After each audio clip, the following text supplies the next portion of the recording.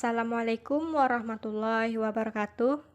Hello everyone, let me introduce myself. I'm Ulia Safitri from 4D Class English Education Department, and my video this time discusses the material about managing classroom to maximize student learning and overview, atau mengelola ruang kelas untuk memaksimalkan siswa. Kita mungkin memiliki visi tentang ruang kelas yang sempurna, tetapi apa yang sebenarnya dilakukan guru untuk mewujudkannya? Ini adalah pertanyaan yang umum. Generasi guru telah mencari cara untuk memastikan lingkungan belajar yang ideal. Ingatlah bahwa tidak setiap ide akan berhasil dalam semua situasi. Guru harus fleksibel dan memiliki berbagai alat yang sesuai dengan konteks di mana mereka berada. Seringkali, strategi yang berhasil dengan satu kelompok siswa di pagi hari tidak akan berhasil dengan kelompok siswa yang sama tetapi berbeda di sore hari. There are three characteristics of teacher that are very important to support student learning. The first is positive expectation of student. Success atau harapan positif keberhasilan siswa. Siswa cenderung memenuhi harapan yang ditetapkan guru mereka.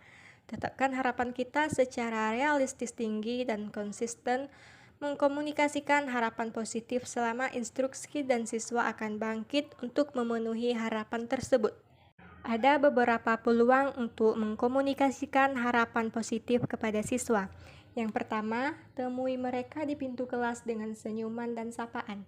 Yang kedua, tetapkan tujuan pembelajaran yang menantang tetapi dapat dicapai dan diberikan waktu yang cukup bagi siswa untuk mencapai tujuan.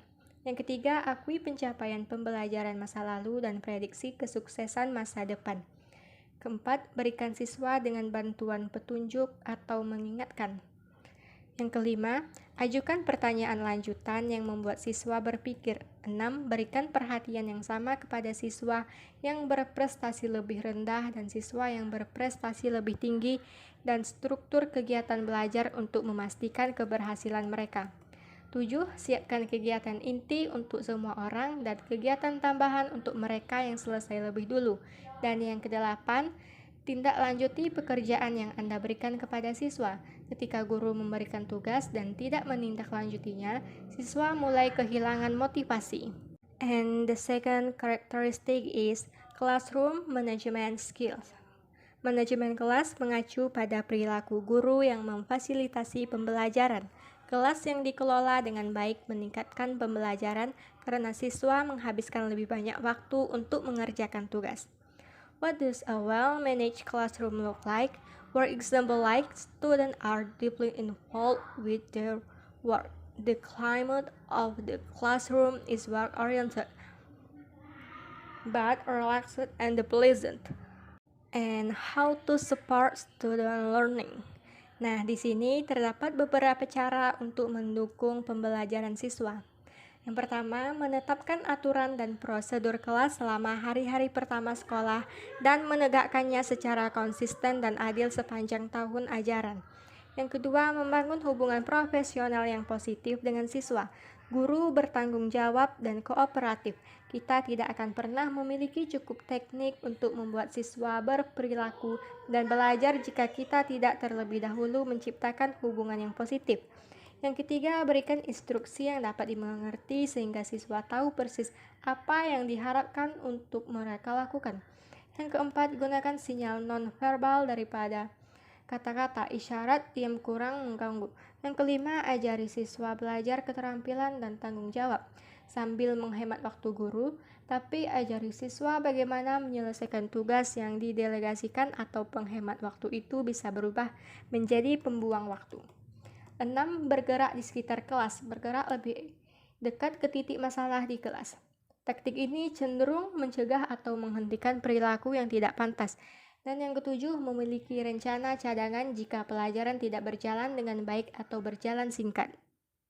And the third characteristic is instruction skill. Instruction is what most people think of as teaching.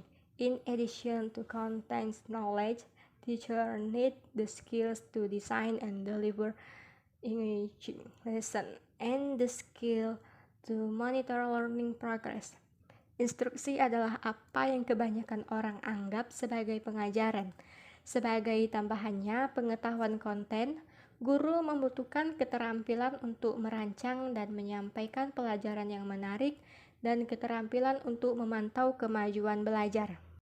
Berikut ini cara yang dilakukan guru yang efektif. 1. Memahami tingkat pengetahuan siswa dan merancang pelajaran agar sesuai dengan kemampuan. Yang kedua, nyatakan dengan jelas tujuan pembelajaran untuk pelajaran tersebut. Ketika siswa diberitahu tujuan, mereka tahu apa yang mereka bertanggung jawab untuk belajar. Yang ketiga, pecahkan konsep dan keterampilan menjadi bagian-bagian kecil yang mudah dicerna, tidak lebih dari 2 atau 3 ide baru per pelajaran. Yang keempat, struktur pelajaran sehingga siswa mengalami berbagai metode pengajaran dan untuk mengakomodasi gaya belajar yang berbeda dan mempertahankan minat siswa. Ubah jenis kegiatan selama pelajaran untuk membantu siswa berkonsentrasi lebih efektif pada setiap tugas. Yang kelima, instruksi kecepatan untuk memberi siswa waktu yang mereka butuhkan untuk mencapai tujuan pembelajaran. Yang keenam, memasukkan minat siswa ke dalam pelajaran. Gunakan contoh dari kehidupan sehari-hari siswa untuk membuat pelajaran menjadi relevan. Yang ketujuh, gunakan visual, organizer grafis, peta, jaring kata, dan gambar. Siswa dapat memahami visual lebih baik daripada kata-kata, terutama ketika guru dan siswa memiliki bahasa ibu yang berbeda. Yang kedelapan, gunakan isyarat diam untuk memberi petunjuk, seperti jari di bibir yang berarti jangan bicara atau tangan di belakang telinga yang berarti didengarkan. Yang kesembilan, libatkan siswa secara fisik dan mental dalam pelajaran, manipulatif, permainan peran, drama, pantomim, atau karya seni. Yang kesepuluh, menilai pembelajaran untuk menentukan apakah tujuan pembelajaran tercapai. Jika tidak, sesuaikan instruksi untuk memungkinkan siswa mempelajari konsep atau keterampilan. Yang ke-11, mengajarkan berbagai modalitas belajar, auditori, visual, kinestetik, otak kanan, otak kiri, kecerdasan ganda, dan gaya belajar. Dan yang terakhir ada rencana pembelajaran. Rencana pelajaran yang dikembangkan dengan baik membantu memastikan teknik pengajaran yang efektif dimasukkan ke dalam pelajaran Anda. Sebagai aturan praktis, dibutuhkan waktu sekitar 2 kali lebih lama untuk mengembangkan rencana pelajaran yang efektif daripada untuk mengajarkan pelajaran di kelas. And that's all I can explain from my material. If there are mistakes, please forgive. Wassalamualaikum warahmatullahi wabarakatuh. Thank you.